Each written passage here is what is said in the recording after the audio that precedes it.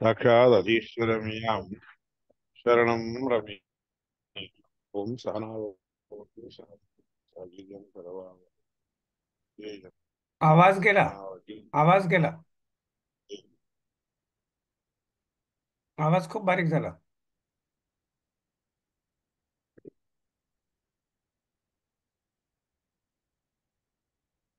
आता आहे की हा, आला.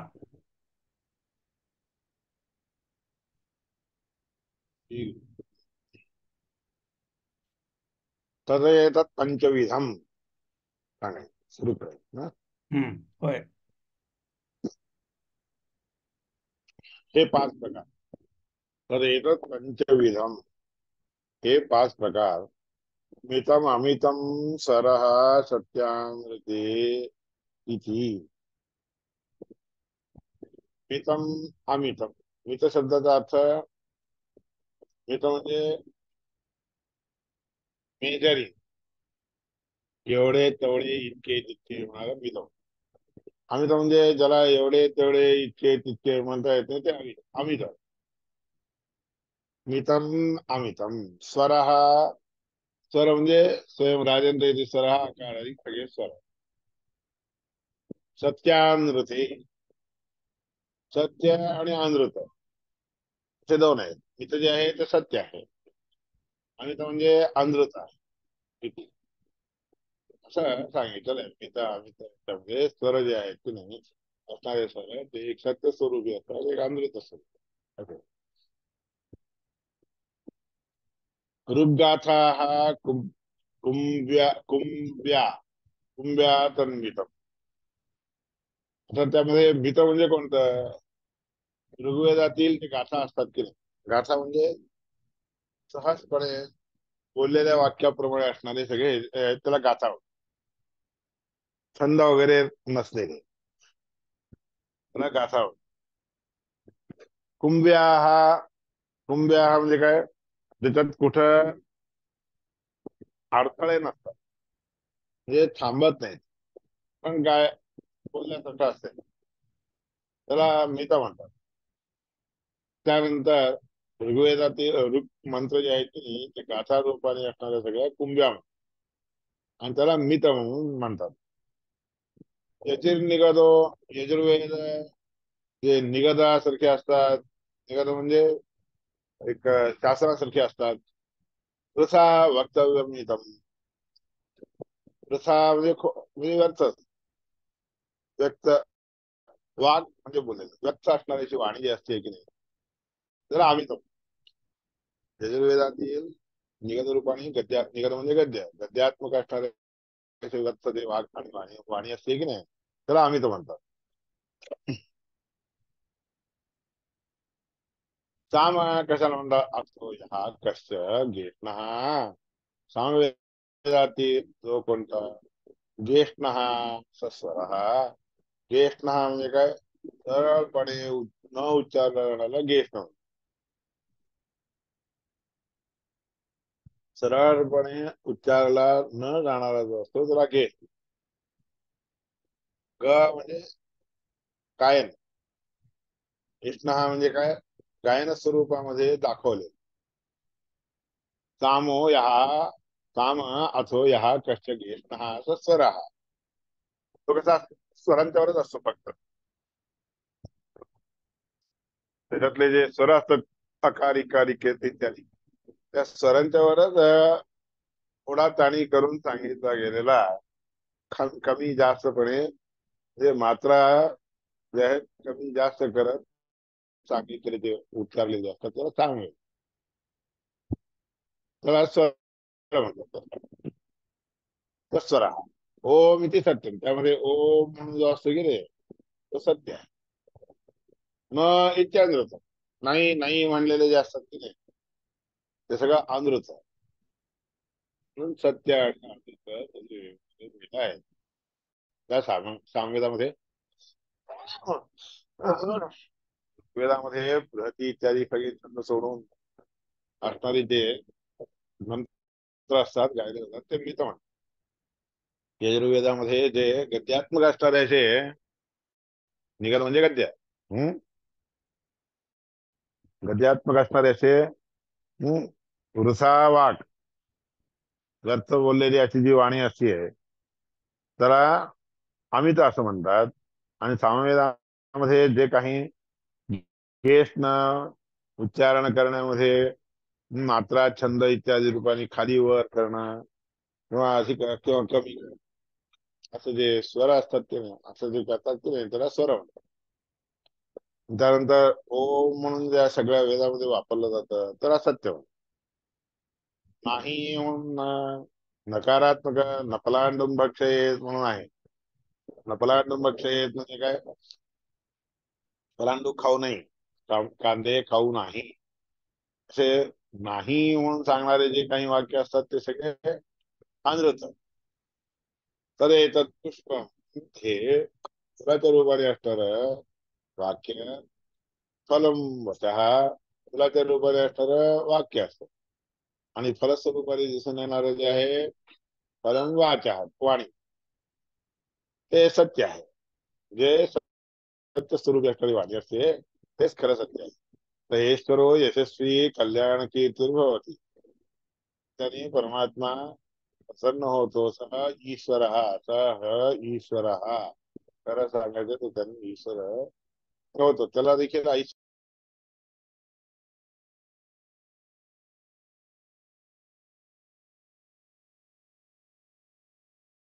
आवाज गेला. तार लूज दिसते आज फार. कमी जास्ती पण होते. तार लूज दिसते, कमी जास्ती होती ना, आता तर गेलाच होता बिलकुल.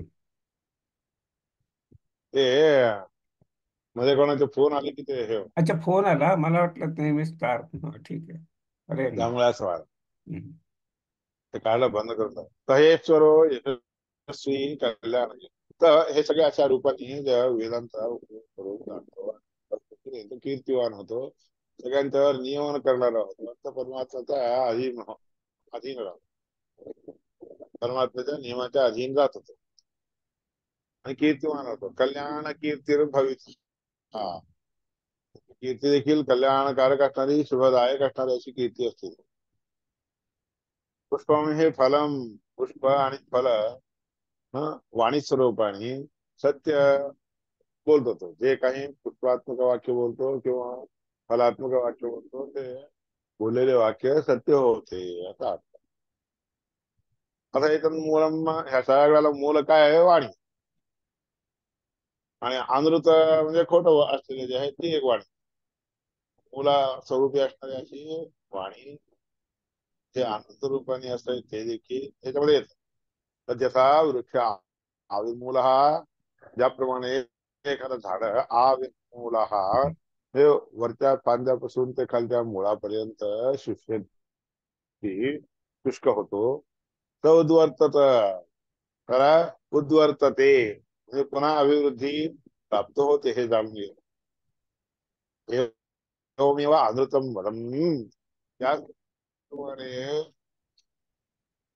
खोटं बोललं तर अनृतम वदम, म्हणजे अनृत असणाऱ्याचे वाक्य न म्हणजे नाही असं सांगणारे वाक्य असतात.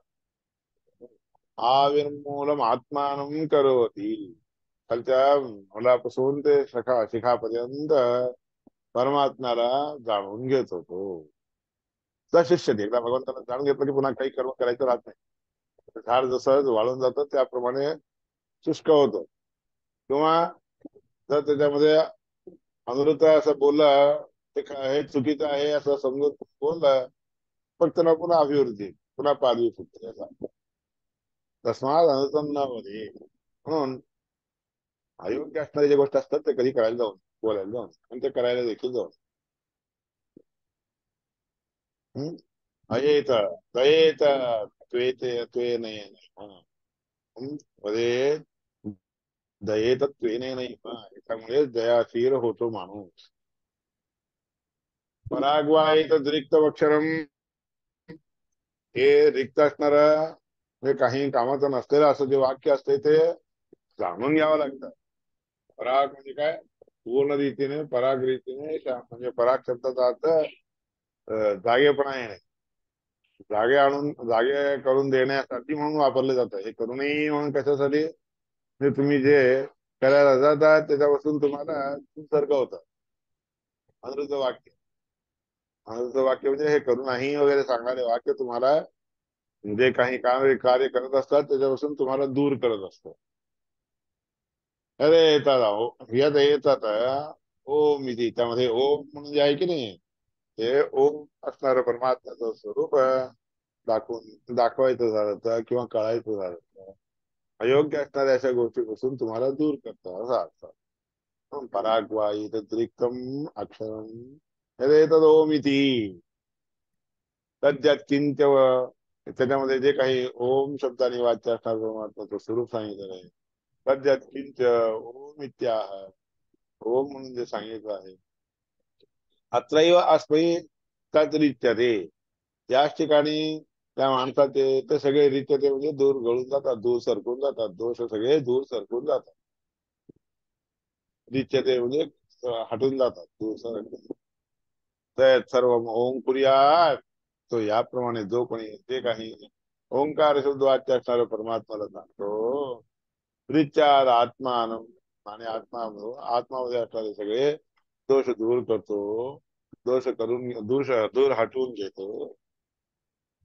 ते कामेभ्यो नालं स्यात् मग त्याला जे काही काम आहेत की नाही कार्य हे पाहिजे ते पाहिजे म्हणून कामना असतात न आलं स्यात् पुरेसे हे तर जे करायचे काम आहे तेवढे पुरे होतात बस पुरे होतात एवढे केले हे पुरे ते करू नाही म्हणून कळाल्यावर ते करू नाही म्हणून समजून घेऊन केलेले जे काम असतात ते चांगले असतात आता पूर्ण अरे तत्पूर्ण अध्यात्म त्यालाच म्हणतात पूर्ण रीतीने अध्यात्म प्रत्येकाच्या ठिकाणी आत असणारा परमात्म्याचं स्वरूप जाणून घेणे. हम्म? असे तत्पूर्ण अध्यात्म यात न इति जे काही नाही म्हणून समजतो तर यात यात सर्व न इति ब्रूयात सगळं म्हणजे त्या अद्वैत मताप्रमाणे काय हे जे काही आहे ते सगळं काही नाही आहे असं समजून घेतो म्हणजे मिथ्याभूत आहे असं समजतो की नाही तो पापी होती पापिकास्य कीर्ती जाय पापात्मक कीर्ती त्याची हे होती म्हणजे पापात्मक म्हणजे लोक सगळे ही तू करणाऱ्याची कीर्ती त्याची होती सैनम तत्रैव हन्यात त्याच्यामुळे तुला त्याचा नाश होतो वध होतो असा अर्थ. ते नाही म्हणून सांगितलेले जे गोष्टी आहेत ते सगळीकडे नाही नाही असं समजलं तर पापी अशी पापी असं कीर्ती होती त्याची आणि त्याच्यामुळे त्याला नाश देखील होतो तस्मात कालैव म्हणून वेळ आली असताना ते सगळं प्राप्त होत असतं.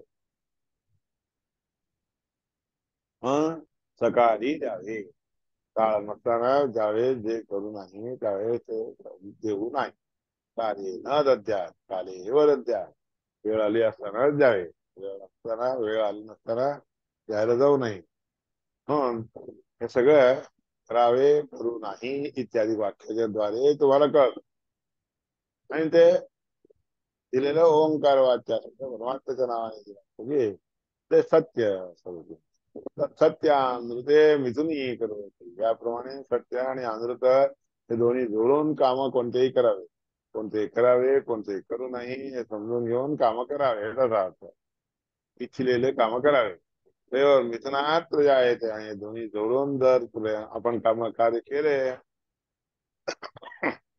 ते कुयान होती पुष्कळ मोठे होऊन जातात अधिक होऊन जातात कुयान भवती म्हणजे ते अधिक होतात ते त्याला आधिक्य प्राप्त होत यो इताम वाचून वेद या वाणीला जो कोणी जाणतो यस्या हा एष हा विकार आणि ज्या वाणीचा हा विकार आहे तसंप्रतिवित तो चांगल्या रीतीने जाणणारा संप्रतिवित म्हणजे संप्रतिपन्न होतो चांगल्या रीतीने जाणता होतो संप्रतिवित संप्रतिवित संप्रती चांगल्या रीतीने वित म्हणजे जाणणार आहोत जो वेदांग वाचून वेद जो कोणी हे वाक्य जाणतो त्याच्या हे विकार हा ज्या वाक्य वाणीचे ते सगळे विकार आहेत संप्रजीवित भवती ते तो चांगला जाणता होतो अकार होय सर्व वाघ म्हणून सगळ्या वाणीमध्ये अकार हाच उच्चारला जाणारा विशेष आहे म्हणून अकार सर्व वाघ आत्मा म्हणून वाणी आहे वाक्य अकार म्हणजे सर्व वाणीचा आत्मा स्वरूपी आहे सर्व वाघ तैशा स्पर्श हे आकार म्हणजे हे सगळे प्रकार आहेत. स्पर्श ऊष्म इत्यादी जे असतात की नाही. ऊष्म म्हणजे शल उष्मान हा आणि ल आणि ल हे सगळे ऊष्म आहे. स्पर्शात्मक असणारे कार्य मावसाना हा स्पर्श क ख ग घ पासून म पर्यंत जे आहेत ते सगळे स्पर्श. आकाराचेच हे प्रकार आहेत. आकारो ही सर्व वाट सा एषा सैषा हे आकार स्पर्श उष्म इत्यादिकांनी अभिव्यज्यमाना अभिव्यक्त होणारे आहे. बव्वी अनेक रूपाने नाना रूप धारण घेऊन ते दिसून येते. तस्यै रूपांशु स प्राण त्यामधील जे उपांश म्हणजे अगदी थोडक्यात हळुवारपणे बोलले जातात उच्चारले जातात त्याला प्राण म्हणतात. तस्यै रूपांशु स प्राण त्यालाच प्राण म्हणतात. आता यद उच्चैः तत् शरीर आणि त्यामध्ये त्या अक्षरामध्ये जे उच्च म्हणजे मोठ्या प्रकारे उच्च ध्वनीने बोलले जातात उच्चारले जातात त्याला शरीर म्हणतात. शांत रीतीने हळुवारपणे बोललेल्याला प्राण म्हणतात. आणि जे उच्च स्तराने बोलले जातात त्याला शरीर म्हणतात. तस्मात तत चिर इव म्हणून ते सगळे चिर इव चिर इव म्हणजे तीराप्रमाणे तीर म्हणजे पाण्याच्या म्हणजे काठावर बसले असताना पाण्यावरचा जो तीर येतो की नाही लाटा येतात की नाही त्या लाटा कशा असतात त्याप्रमाणे काही वेळ हळू लाटा येतात काही वेळेला एक एकदा काय येतं मोठे मोठे लाटा आहेत त्याप्रमाणे.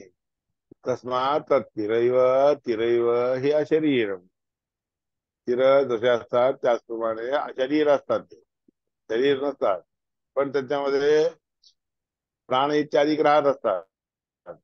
ही अशरीरम अशरीरो ही प्राण प्राण हा म्हणजे वायू. वायू हे कसे असतात शरीरधारी नाही आहेत. वायूला काही शरीर नसते पण दिसून तर येत असते. असं याचा उच्चैः शरीर आणि जे काही म्हणजे मोठ्या आकाराने मोठ्या स्वरूपाने उच्चारलं जातं त्याला शरीर म्हणतात. शरीर प्राण आणि शरीर ह्या दोन्हीमध्ये फरक आहे. अशरीर असणारा प्राण असतो बाकी उच्च रीतीने उच्चारला जाणारा शरीर. आविर आहे आविर आविर ही शरीर म्हणून ते आविर्भूत होणे किंवा आविर्भूत न होणे हे सगळे त्याच्यावर आहे आकारामध्ये आहे. आवी ही म्हणजे काय दिसून येणार. आवी ही आविर ही दिसून येणारे किंवा कळले जाणारे जे काही आहेत शब्द अक्षर त्याला म्हणतात शरीर. म्हणून याप्रमाणे शरीराची व्याख्या केलेली. हा शरीर असणारा प्राण शरीर असणारा म्हणजे आविर्भूत होणाऱ्याला शरीर म्हणतात. उच्चही उच्च रीतीने गायला जाणारा किंवा म्हटलं जाणारा जे काही आकाराचं स्वरूप आहे त्याला शरीर म्हणतात. त्याप्रमाणे आविर्भूत होणे ही गोष्ट शरीराच्या रूपाने प्रत्यक्षपणे दिसून येणे म्हणजे त्या शरीरात्मक वाणीचे स्वरूप दिसून येणे म्हणतात. तथा स्थितम हे एकूण 5 प्रकारे राहिलेली गोष्ट आहे. व्याख्यान अकार हे सगळे अकाराचे व्याख्यान आहेत. सहा हे भाष्य बर का भाष्य सांगा वर सांगितलेलं उपनिषदाचं भाष्य अर्थ अभिप्राय सगळं चांगलं. व्याख्यान एव अकारस्य हे सगळे अकाराचं व्याख्यानच आहे.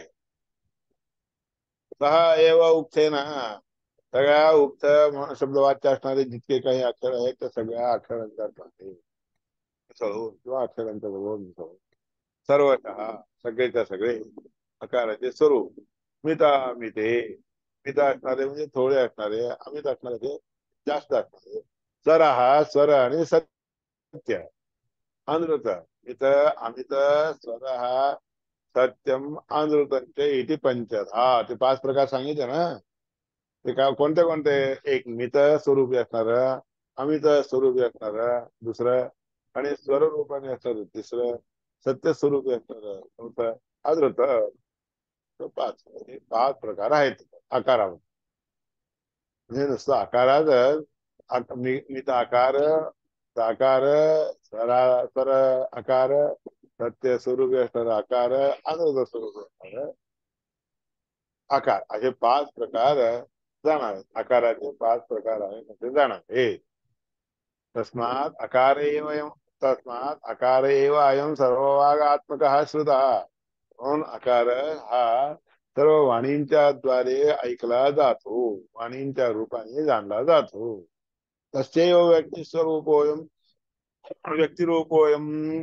त्याच वाणी स्वरूप, वाणीच्या रूपाने आकार येणार जे स्वरूप आहे की नाही ते तिचं स्वरूप आहे. अयम सर्व वेदादी विस्तार, हा या सगळ्या वेदांचा विस्तार त्याच्यामुळेच झाले. म्हणजे त्या आकाराचा हा एक विस्तार आहे, 5 प्रकारचा विस्तार आहे. हेच जे आहे 5 प्रकारे अभिव्यक्त होत असतो. म्हणून त्या करतात सर्व वेदादी विस्तार विस्तार झालेला आहे, विस्तार झालेला आहे. सर्व वेदादी विस्तार हा ते म्हणता येतं, विस्तार हा विस्तार विस्तार एकच अर्थ आहे. माझ्या हिशोबाने दुसऱ्या पाठामध्ये, माझ्या पाठामध्ये विस्तार तर आहे तर तार, तर ताक विस्तार विस्तार बरोबर. तस्मात सर्वगुणान विष्णू, त्याकरता सर्व गुणान सगळेचे सगळे गुण विष्णू परमात्म्याचे सगळेचे सगळे गुण आकारामुळे सांगितले जातात. आकारो भक्ती, प्रभू प्रभू परमात्म्याचं प्रभुत्व आकार रूपाने जे दाखवले जाते ते हे ह्याद्वारे समजून घ्या. 5 प्रकारे समजून घ्यावे. एक मित, दुसरा अमित, तिसरं स्वर, चौथा सत्य आणि चौथा 5वं आंध्र. हे परमात्म्याच्या महिमा जाणून घ्यावे. त्यात व्यक्तयोपी शब्द, त्याच्यामुळे व्यक्तयामध्ये अभिव्यक्त होणारे, दिसून येणारे जितके काही शब्द आहे हे सगळे जे काही सगळेच्या सगळे शब्द विष्णू गुणात हा ते सगळे शब्द परमात्म्याचे गुण दाखवून देणारे आहेत. एक एक एक एक शब्द, जितके काही शब्द तयार होतात की नाही आकारापासून आलेले हे सगळे 5 प्रकार मिसळून ते सगळे विष्णू परमात्म्याचे गुण दाखवून असतात. शब्द ये सर्वे विष्णू गुण हा विष्णूचे गुण हा म्हणजे बोलणारे हे सगळे शब्द. आकारस्य तसा उपांशो अभिमानी, त्या आकाराचे जे उपांश असणारे म्हणजे हळूपणे बोलणार जाणारे, शांत संत रूपाने जाणारे जे आहेत ते अभिमानी असणारे. म्हणजे अभिमानी कोण आहेत? म्हणजे उपांश आपण जे जप करतो की नाही त्यांना कान फोडायसारखे अक्षर उच्चारण न करता अगदी हळूवार मनातल्या मनात असे जे अक्षर उपांश ते अक्षर उच्चारण केले जातात त्याला उपांश म्हणतात. उपांशू हे आतल्या आत जवळ असणारे, आतील इंद्रियांना जवळ करणारे उच्चारण जे असतात त्याला उपांशू म्हणतात. आणि त्याचा अभिमानी असणारा कोण आहे? मारुता. मारुता म्हणजे वारा, प्राणवायू आहे की नाही तो त्याचा अभिमान. देह इंद्रिय अंतःकरण नामना द्विविध. देह इंद्रिय अंतःकरण नावाचे त्या शरीरातील असणारे 2 प्रकार. देहामध्ये, इंद्रियामध्ये, अंतःकरणामध्ये सगळीकडे सांगणार जे ते उच्चही उच्चारण केलेले, उच्च रीतीने उच्चारण केलेले अक्षर बरं का. देहाला देखील झाडून काढणार म्हणजे जागरूक करणारे, इंद्रियांना देखील जागरूक करणार, अंतःकरणाला देखील जागरूक करणार असे जे इंद्रिय करण आहेत, करण म्हणजे साधन आहेत, त्या साधन नावाचे जे आहेत 2 प्रकारे दिसून येतात. तर आतल्या इंद्रियांना करणारे, स्पर्श करणारे उपांशु, आतल्या इंद्रियांना जागरूक करणारे जे आहेत ते उपांश नाही. उच्चारण करण उच्चही ह्याच्या स्वरामध्ये शब्दामध्ये उच्चारण केले जाणारे असे आकाराचे स्वरूप सांगितले. द्विविध असते या दोन्ही प्रकारच्या स्थूल सूक्ष्म शरीर आपल्यामध्ये असणार स्थूल स्वरूप असणे दिसून येणारे शरीर आणि सूक्ष्म रीतीने सर्व दिसून येणार शरीर सर्वेषाम अभिमानी, सगळ्यांच्या अभिमानीने असणारे ही कोण आहे? भारती देवी म्हणजे उमादेवी. भारती भारतीच्योदितस्यापि, म्हणून भारती उच्च रीतीने उदित उच्चारण केलेले जे काही आकाराचे स्वरूप आहेत, अक्षर आहेत, आकार त्याची त्या आकाराची अभिमानी कोण? भारती. आणि उपांश रूपाने जे उच्चारण केलं जात असते त्याला वायुदेव. आणि उच्च रूपाने मोठ्या आकाराने जे उच्चारण केले जातात आणि शरीरातील देह अंतःकरणांना जागरूक करतात त्या उच्चारणाच्या आकाराला भारतीय अभिमान. तस्मात उच्चा तस्मात उच्चा उपांशुर्ही जपादिषु फलाधिका. म्हणून काय सांगतायत?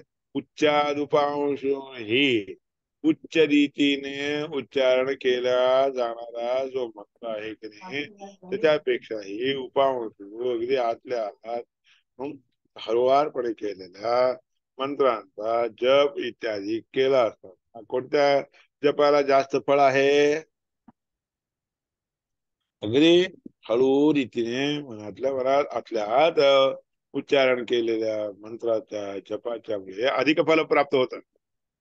त्या रीतीने कशा फोडो फोडो म्हणलेले जे मंत्र असतात की नाही त्या मंत्राने येणाऱ्या फळापेक्षा पांश रीतीने केलेले उच्चारण असतात, जप केलेला असतात, त्याला अधिक फल प्राप्त होतो. तस्मात उच्चाद उपांशुर्हि जपादिषु फलाधिक. वायु पतिर्हि भारत्याः, वायू हा भारती देवीचा पती आहे. उपांशो देवतामतः, उपांश उच्चारणाची देवता म्हणजे वायुदेव आहे. आकारस्य विकारोयम ओंकार इति गच्छते, आकाराचाच विकार रूपी असणारा असा ओंकार आहे.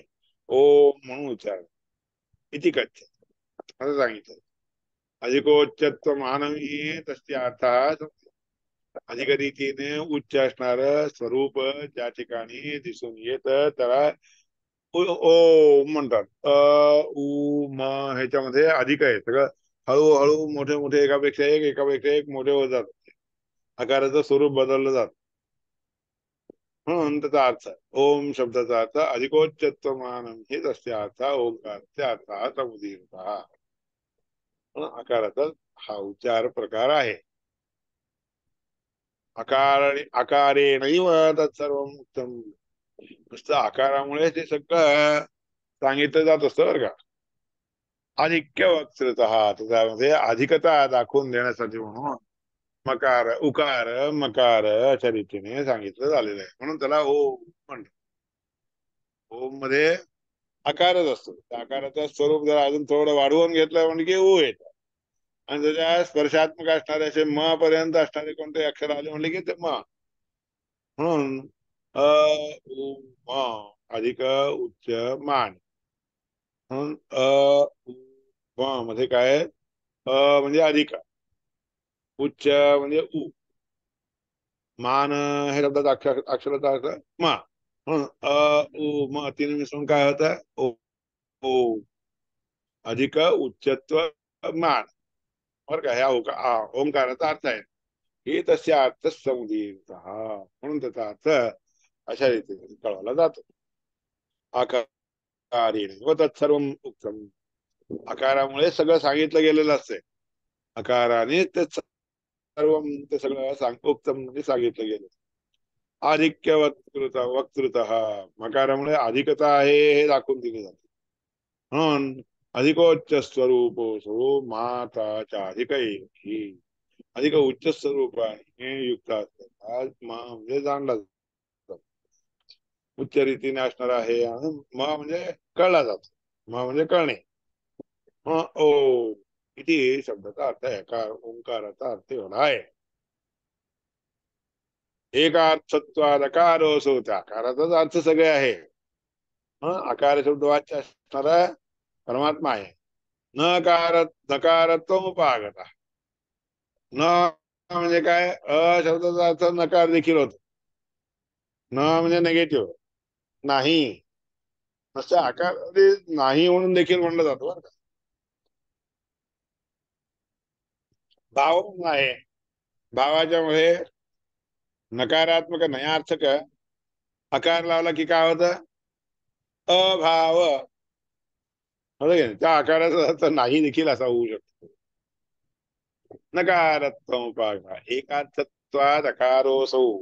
त्या आकाराचाच तो अर्थ असल्या कारणाने त्या आकाराला न देखील म्हणतात. नाही म्हणायला. नकारत्वमुपागत दीर्घीभूत. दीर्घ झाला असताना पुनस्तेनैव आकारेण सह स्थित. दीर्घ होऊन त्याच आकाराच्या बरोबर मिसळून नाम अयमात्मा प्रवचनेन लभ्य. न अयम आत्मा ना होऊन जातो. दीर्घीभूत असतेनैव आकारेण सह स्थित. त्याच आकाराच्या बरोबर मिसळून राहतो. न मध्ये अजून एक मिसळ की ना होऊन जातो. अभाववाच्यकारस्य आकार या आकाराचा जो अभाववाचक आहे की नाही, अभाव दाखवून देणारा जो अक्षर आहे त्याला अभाव. अर्थो रेफ. अर्थ हाच अर्थ रेफ र. र ह्याच्याने देखील दिसून येतो बरं का. रेफ म्हणजे रेफ म्हणजे आपण जे र म्हणून दाखवतो की नाही, भ्रम अर्भक, इथं र आहे ना रेफ. क्षय रेफ क्षयवदन. क्षयम वदन. रेफ शब्दाचा अर्थ क्षय नाश. ते सांगण्यासाठी म्हणून रेफ शब्द देखील वापरला. नकाराचा रेफाचा दोन्हीचा अर्थ तेच आहे. कारण शल उष्माण हा म्हणून म्हणलेलं. श श स ह र हे सगळे नकारात्मक आहे. रेफ हा क्षयम वदन. तो प्रकारेण सहित तो क्षय आकाराने युक्त असतात अक्षर. तो प्रकारेण सहित दीर्घत्व समुपाग. तोच अक्ष अक्ष म्हणून सांगतात त्याला. दीर्घ होऊन झालं तर अक्षर म्हणून रेफा जातो. अभाववाच्यकार असतो. तो अभाववाचक असणाराचा आकार त्या अर्थाने देखील वापरला जातो. एकार्थात गत्य भाव. त्याचा अर्थ देखील गती या अर्थाने असतोय. गती म्हणजे दाखवून देणे, दिसून येणे. तर दाखवून देणे किंवा दिसून येणे या रूपाने असतात. यकार यकारत्व म्हणून त्याला गती इत्यादी असल्यामुळे य म्हणून त्याला मिळाल. अक्षय क्षय म्हणजे नाश. अक्षय म्हणजे नाशरहित. स्वप्रकारो सहितो दीर्घत्व उपागत अभाववाच्य असणार म्हणून गती देखील त्या ठिकाणी दाखवली जाते. त्यावेळेस यकारत्व प्राप्त होते. का यकारत्व गत असतात नो रेफस्य उत्तरत्वत. रेफ म्हणजे दिलेलं असते की नाही तुझ्या पुढे या असत्या कारणे अक्षर अक्षय हे असं काही ठिकाणी अक्षर वापरलं जातं, काही ठिकाणी अक्षय या यकारात्मक रेफाच्या पुढे आलेलं आहे. न त्वंगत म्हणून त्याला देखील प्राप्त होतो. न त्वंगतो यकारो हो विरुद्धार्थवाद. न त्वंगत हा न या स्वरूपाने उच्चारला जाणारा असतो. नो न हे विरुद्धार्थवाचक असणार असं. अक्षय क्षय आणि अक्षय. त्याला क्षय नाही असला असा अर्थ दाखवून देण्यासाठी नव्हतो त्याच्यामुळे न आलं. अक्षय क्षय अक्षय अक्षयाभाव. क्षयाभाव म्हणजे अक्षय. अन्यत्वात सर्व जीवेभ्यो जडेभ्यश्च सदैव. जीव आणि जडांच्या पेक्षा वेगळा असल्या कारणाने, सर्व दोषोज्जित असल्या कारणाने, सर्वतः अधिक असल्या कारणाने देखील दोषाणां सगळे दोष दूर करणारे असतात. अक्षर अक्षय इत्यादी शब्दात क्षण इत्यादी देखील येतात. क्षण क्षणामध्ये देखील काय आहे न म्हणून आहे की नाही. न आलं म्हणलं की क्षण. क्षणामध्ये क्ष म्हणजे नाश. म्हणजे देखील त्याला तर उत्तर म्हणजे क्षच्या पुढे आलेले असल्या कारणाने क्षण म्हणतात. क्षण कशाला म्हणतात?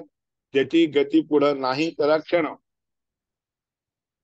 आता जो क्षण तुम्ही वापरता तो क्षण केव्हा म्हणला जातो? त्या ह्याला म्हणजे गतीला थांबून टाक. आता आकडा आलेला असताना तुमचा घड्याळ जेव्हा बंद होऊन जातो की बंद केल्यानंतर ते आकडा पुढे जातो का? तो काटा पुढे जातो. त्याची गती थांबली जाते म्हणून त्याला क्षण म्हणतात. क्षण म्हणजे क्षणभर थांबा हो म्हणजे काय? बस तेवढंच. त्याची जेवढी गती जेवढी राहायला पाहिजे तेवढीच असते, तिथंच थांबून जाते. पुढे ती हालचाल त्याला येत नाही, त्याची गती पुढे वाढत नाही म्हणून याकरता क्षण म्हणतात. बघा हे नत्व शब्दाचा अर्थ देखील आकाराचाच अर्थ आहे.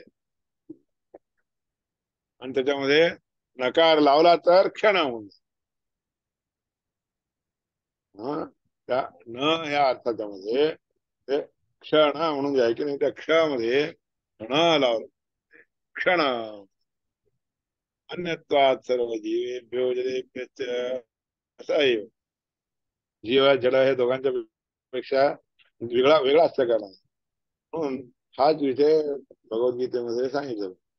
हा, अक्षर सर्व आणि भूत आणि भूतस्थो अक्षर उच्चते. हा, अक्षरात लोके